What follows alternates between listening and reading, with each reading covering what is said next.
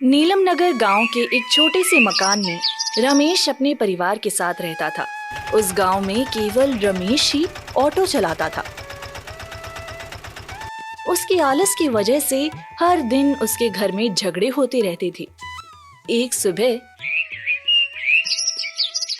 अरे ओ मेरे आलसी पतिदेव, सूरज सर पर चढ़ गया है, 9 बज गए हैं। जरा शर्म कर लो, हमारा बेटा भी स्कूल जाने के लिए तैयार हो गया और तुम दिन भर सोते रहते हो। अरे भाग्यवान, तुम्हें नहीं पता, सुबह सुबह जल्दी उठना सेहत के लिए हानिकारक होता है।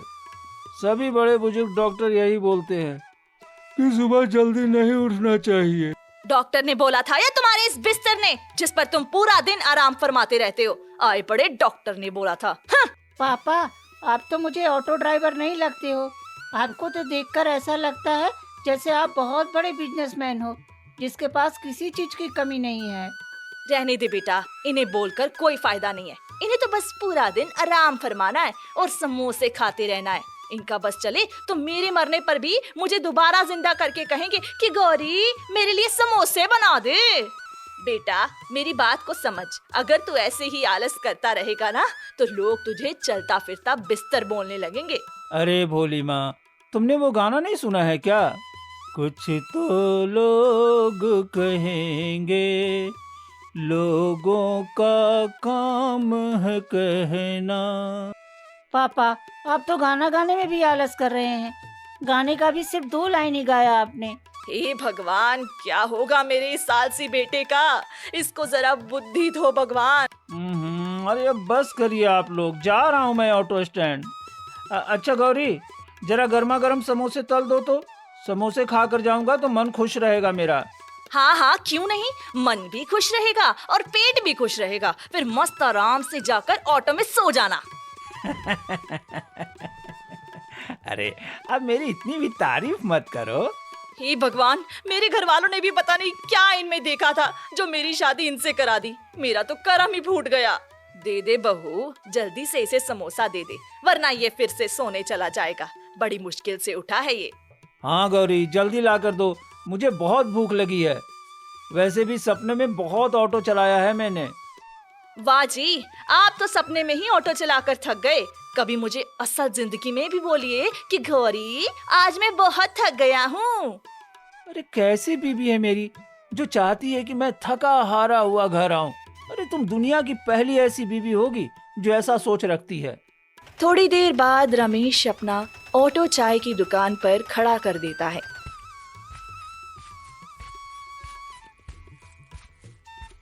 अरे बेटा, तू ऑटो चलाता है या होटल का बिजनेस करता है? अपने ऑटो में जो इसके अंदर तकिया चादर सब रखा हुआ है। काका, मेरे ऑटो को भी तो आराम चाहिए ना। बेचारा दिन भर धूप में खड़ा रहता है और इस तरीके से मैं और मेरा ऑटो, हम दोनों को ही आराम मिल जाता है। तभी वहाँ एक यात्री आता है।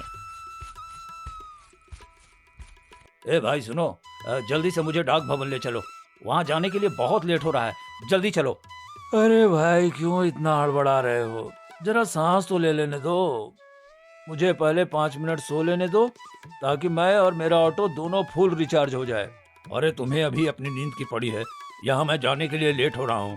अगर मैं लेट हो गया ना तो मेरे बड़े साहब मेरी तनख्वाह काट लेंगे। इसीलिए तो मैं दूसरों के यहाँ काम ही नहीं करता हूँ, मस्त आराम से अपना ऑटो चलाता हूँ। बेटा तू ऑटो कब चलाता है? तू तो दिन भर सोता रहता है। हाँ? ये छोड़ो भाई, अब मैं पैदल ही चला जाऊंगा। तुम्हारे चक्कर में मेरा वैसे भी बहुत समय बर्बाद हो गया है। एक तो इस गांव में बस अनियमित रूप से चलती है, ऊपर से सिर्फ तुम्हारे ही पास ऑटो है, फिर भी तुम इस तरह का व्यवहार करते हो हमारे साथ। अच्छा भाई, जैसी आपकी मर्जी। इसी बहाने मुझे भी एक छोटी सी नींद मिल जाएगी। अरे रमेश, तू अभी तक यहीं पर है? अरे क्या अभी तक तुझे एक भी सवारी नहीं मिली? अरे नहीं भाई, सवारी तो मिली, पर सभी दूर दूर जाने बोल रहे थे। अब मेरा ऑटो थक जाता है उतना दूर जाने में। अरे तेरा ऑटो थकता है या तू थक जाता है? अरे भाई, जब ऑटो थकेगा तो मैं भी थकूंगा ना।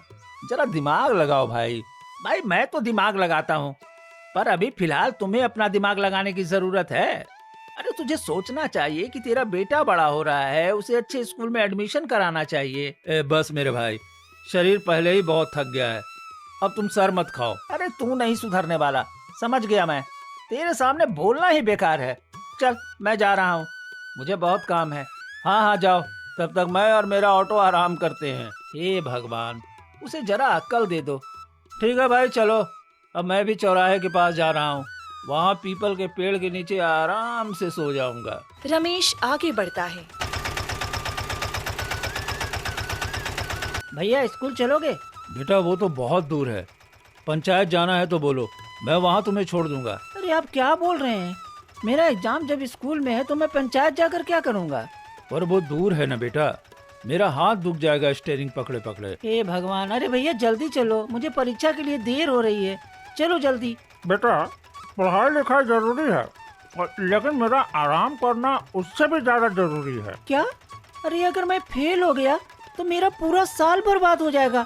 मेरे पापा मुझे बहुत डांटेंगे। अरे फेल हो गया तो क्या हो गया है, अगले साल फिर से परीक्षा दे देना। लेकिन अगर मैं गया और मेरा हाथ दुख गया तो स्टीयरिंग सीधे छूट जाएगी मेरे हाथ से, फिर तुम स्कूल की जगह हॉस्पिटल पहुंच जाओगे। छात्र गुस्से में वहाँ से बड़बड़ाता हुआ चला गया। मैं लोगों की भलाई के लिए इतना सोचता हूँ, पर उन्हें तो मेरी बात ही नहीं सुननी है। यार मुझे क्या, मैं तो चला सोने। तभी वहाँ एक दूसरी महिला आती है। भैया आराधना साड़ी दुकान चलो जल्दी, नहीं तो साड़ी की सेल बंद हो जाएगी। बहन जी, आपको दुकान जाना है और मुझे मेरे सपनों की नगरी, और मेरे लिए फिलहाल सपनों की नगरी में जाना बहुत ज्यादा जरूरी। अरे आपका दिमाग तो सही जगह पर है ना, आप तो मुझे ड्राइवर कम और जोकर ज्यादा लग रहे हो। आप जो सोचे बहन जी, मैं तो ड्राइवर ही हूँ, बस बाकियों ड्राइवर से थोड़ा अलग हूँ। मुझे मेरे और मेरे ऑटो का बहुत ख्याल रखना पड़ता है। हम दोनों एक दूसरे को हमेशा आराम देते हैं। जाओ भैया, मुझे नहीं जाना आपके ऑटो में, पता नहीं कहाँ कहाँ से आ जाते हैं। ठीक है, पर घर जाके आप भी सो जाइएगा, गुस्सा करके थक गई होंगी आप। शाम को रमेश घर लौटता है।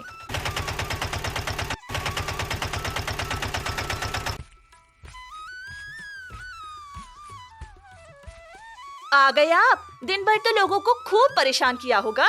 कुछ कमा के लाए हो या आज भी पिछले दिन की तरह खाली हाथ ही आ गए हो? अरे पहले मेरी बात तो सुनो। क्या हुआ ना कि सारे ग्राहक बहुत आलसी निकले, और कुछ तो मुझसे भी ज्यादा थे। कोई मेरी ऑटो तक चलकर आ ही नहीं रहा था, उल्टा सब मुझे अपने पास बुला रहे थे। तुम तो दुनिया के पहले ऐसे ड्राइवर हो जिसे लगता है कि हमेशा उसके पास ग्राहक खुद ही चलकर आएंगे। भला ऐसे भी कहीं होता है क्या? कभी कभी तो ऐसा लगता है कि भगवान ने भी तुझसे हार मान ली है। उन्होंने भी अपने हाथ खड़े कर दिए हैं। वो भी समझ गए हैं कि तू कभी नहीं सुधरने वाला। पापा, मैं सोच रहा हूँ मैं भी बड़ा होकर आपकी तरह ऑटो ड्राइवर बनूं, ताकि मुझे भी हमेशा आराम मिलता रहे। अरे नहीं नहीं मेरे बच्चे, इस घर में एक ही रमेश काफी है। अगर दूसरा रमेश भी आ गया तब तो हो गया हमारा कल्याण। सोनू बेटा, दोबारा ऐसा मत बोलना। जाओ पढ़ाई करने बैठो जाकर।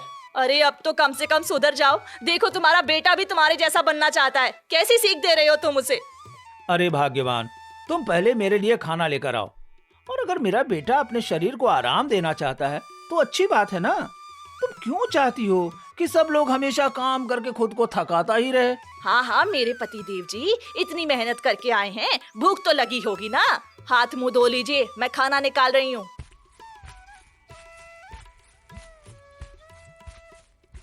और अगर समोसे बचे हो तो भी लेते आना। हे भगवान, क्या करूं मैं इनका? क्यों सताता है तू मेरी बहू को इतना? वो बेचारी भी तो कितना मेहनत करती है, पूरा दिन सिलाई मशीन पर बैठकर कपड़े सिलती रहती है। माँ, तो इसे बैठने को किसने बोला? वो सोकर भी तो कर सकती है ना। शहर में कितने तरह की मशीन आ चुकी है। बस बस, खाना खाइए आप चुपचाप। अगर आपकी सलाह मैंने मान ली ना तो हो गया मेरा काम बहुत अच्छे से। मत मानो, जैसी जिसकी सोच है। मैं तो तुम्हारा भला ही चाह रहा था। आप ना बस अच्छे से काम कर लीजिए और ये आलस छोड़ दीजिए, वही मेरी सबसे बड़ी मदद होगी, और उससे मेरा क्या, पूरे घर का भला हो जाएगा। अगली सुबह रमेश पीपल के पेड़ के नीचे ऑटो खड़ा करके पान खा रहा है, जहां उसके पास शिवम और गांव के काका भी हैं। रमेश, तेरी स्पीड तो टेलीफोन के नेटवर्क से भी ज्यादा धीमी हो गई है। क्या होगा तेरा? अरे बेटा, हमारा रमेश तो घोंगे से भी धीरे चलता है, हाँ, तो दौड़ दौड़ कर खुद को अस्थमा का मरीज बना लूं क्या? हाँ, जो तुरंत तुरंत हाँफते रहें। अरे तुम लोगों को अपने शरीर से प्यार नहीं होगा, पर मुझे अपने शरीर से बहुत प्यार है भाई। और रमेश, तेरे ऑटो का जो मीटर है ना, उसमें पैसों के आंकड़े से ज्यादा धूल मिट्टी दिखती है। अरे जरा अपने परिवार का सोच भाई, और अपने ऑटो में इतना आराम देने वाली चीजों को मत रख।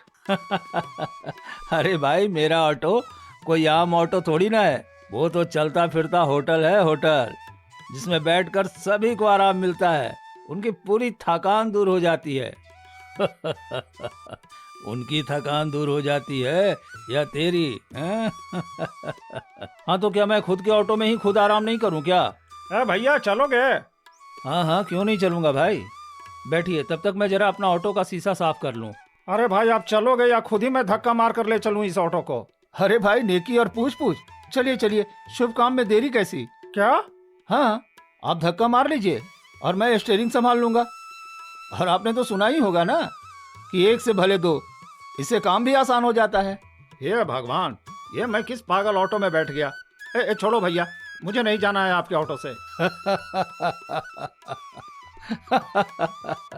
वाह रमेश, इस कहावत का क्या बढ़िया उदाहरण दिया है तुमने।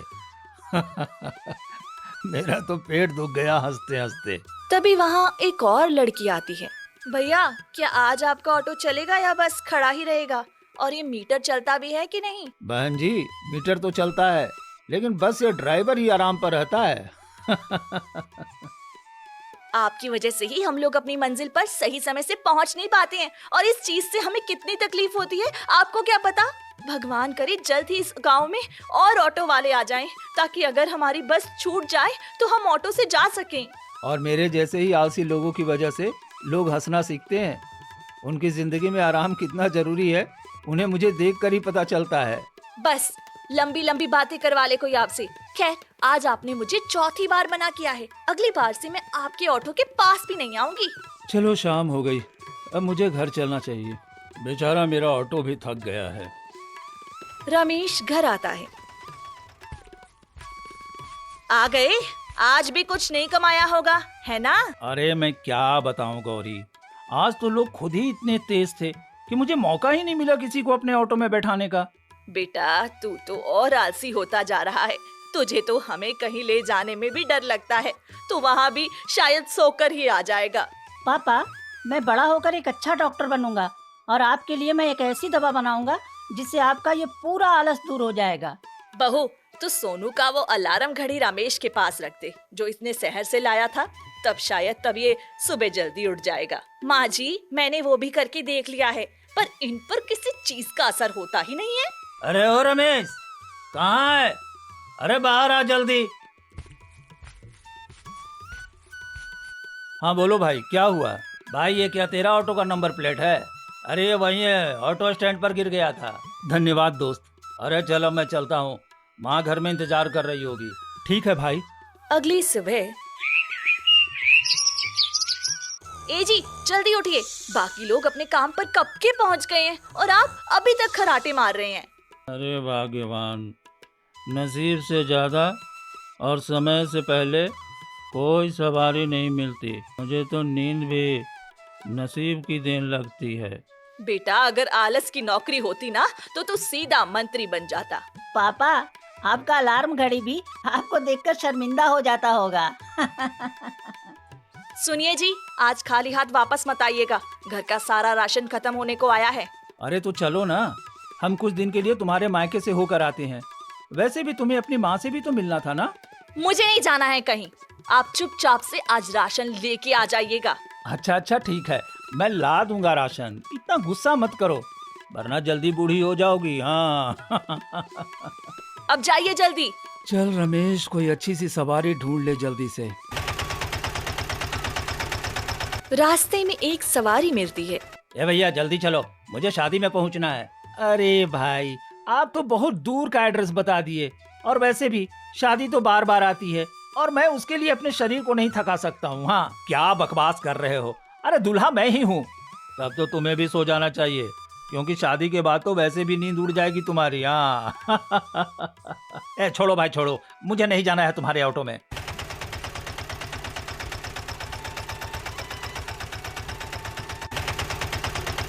तभी काका वहाँ से गुजरती हैं। रमेश, तू तो हर जगह फोटो की तरह खड़ा रहता है। ऐसा लगता है जैसे कि पोस्टर लगा दिया गया है।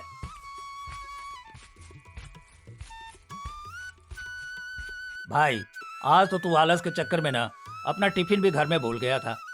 ये ले, काके ने भिजवाया है। शुक्रिया भाई। भाई, तेरे ऑटो में लोग बैठने नहीं बल्कि सोने आते हैं। ऐसा लगता है जैसे तू सिर्फ सबको आराम देने के लिए ही ऑटो लाता है। अरे भाई, यही तो मेरी सबसे अलग की सर्विस है। हाँ, जहाँ कस्टमर भी आराम करे और ड्राइवर भी। भाई, कभी काम भी कर लिया कर, वरना लोग तुझे ऑटो वाला नहीं आलसी वाला कहने लगेंगे। हाँ। भाई भाई, जल्दी चलो, मेरी माँ अस्पताल में भर्ती है, मुझे वहाँ पहुँचा दो। चलो चलो भाई, जल्दी बैठो। काका, रमेश की एक बात तो अच्छी है, भले ही वो कितना बड़ा आलसी क्यों न हो, पर ऐसे हाल में वो कभी किसी को ना नहीं बोलता। हाँ बेटा, सही कह रहे हो तुम। शाम को रमेश अपने घर के बाहर ऑटो खड़ा करता है। अरे देखो देखो, आ गया आलस का राजा। आज कितनी नींद बचाई। और सुन रमेश, तू ना अपने घर के दरवाजे पर ताला नहीं, तकिया टांग दिया करना अब से। अरे भाई, नींद भी एक कला है जो कि हर किसी को नहीं आती, समझे? रमेश काका, हमें भी सिखाओ ना सोने की कला। सुनिए जी, अंदर आइए जल्दी। आया भाग्यवान।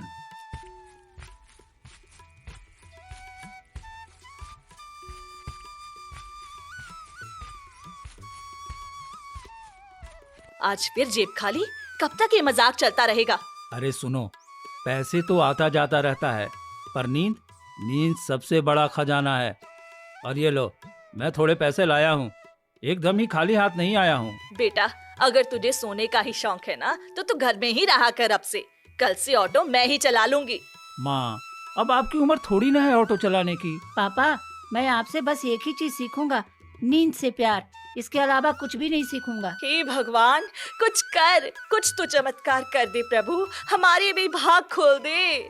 अगले दिन ऑटो स्टैंड पर एक बड़ी सी कार रुकती है। उसमें से एक आदमी अपने सहायक के साथ सूट बूट में बाहर उतरता है। लगता है फिर कोई सवारी आई है जिसे जल्दी होगी, पर इसके पास तो खुद की कार तो है ही। वाह, यही है वो चेहरा, बिल्कुल मेरी फिल्म के लिए फिट है ये। चेहरा? किस चीज के लिए? मुझे अपनी फिल्म के लिए एक आलसी आदमी का किरदार चाहिए। तुम बिल्कुल परफेक्ट लग रहे हो उसके लिए। दिन भर सोते हो ना तुम? जी, नींद तो मेरी पहचान है सर। मैं अपने शरीर को बिल्कुल भी कष्ट नहीं दे सकता हूँ। तो फिर तुम हमारी फिल्म के हीरो बन जाओ जल्दी से। सर, ये तो दिन भर ऐसे ही सोते रहता है, ऑटो चलाने से ज्यादा सोने का शौकीन है ये। परफेक्ट है ये। मुझे फिल्म के लिए आलसी ड्राइवर का रोल चाहिए था, अब और तलाश नहीं करनी पड़ेगी। वैसे सर, जाना कहाँ होगा और क्या करना होगा मुझे? बस यही चाहिए था भाई, तुम मेरे फिल्म के हीरो हो और अब आप फाइनल है। रमेश भागते हुए घर आता है। अरे सुनो सुनो, मैं हीरो बनने वाला हूँ, सब लोग तैयार हो जाओ मेरा ऑटोग्राफ लेने के लिए। कौन बना रहा है आपको हीरो? सपना तो नहीं देख लिया ना फिर से? या कहीं सपने में ही हीरो बन गए, जैसे सपने में ऑटो चला लेते हो? अरे सपना नहीं, असली फिल्म में हीरो बनूंगा। एक डायरेक्टर आया था, उसने बोला कि उसे मेरी ही तलाश थी, बिल्कुल मेरे जैसा आलसी वाला इंसान की। बेटा, आखिर तेरे सोने का भी फायदा ही हो गया। मुझे तो यकीन नहीं हो रहा है, लगता है भगवान ने मेरी सुन ली और उन्होंने तुझे भी काम करने योग्य बना ही दिया। पापा, अब तो मैं स्कूल में कहूँगा कि मेरे पापा हीरो हैं, सोने वाले हीरो। ए जी, आप सच में हीरो बनिएगा? मुझे तो यकीन ही नहीं हो रहा है। भगवान का शुक्र है, उन्होंने हमारी सुन ली और हम पर कृपा कर दी अपनी। शूटिंग का दिन। ठीक है रमेश, सीन ये है कि तुम ऑटो में बैठे सो रहे हो और यात्री परेशान होकर आता है। अरे ये तो मेरा रोज का काम है, इसमें एक्टिंग की जरूरत ही नहीं है मुझे। तो चलो सीन शुरू करते हैं। अरे ओ भैया, जल्दी चलो, मुझे लेट हो रहा है। अरे भैया रुको, पहले मुझे जरा चाय पीने दो, समोसे खाने दो। बड़े अजीब ड्राइवर हो भाई। छोड़ो, मुझे नहीं जाना है तुम्हारे साथ।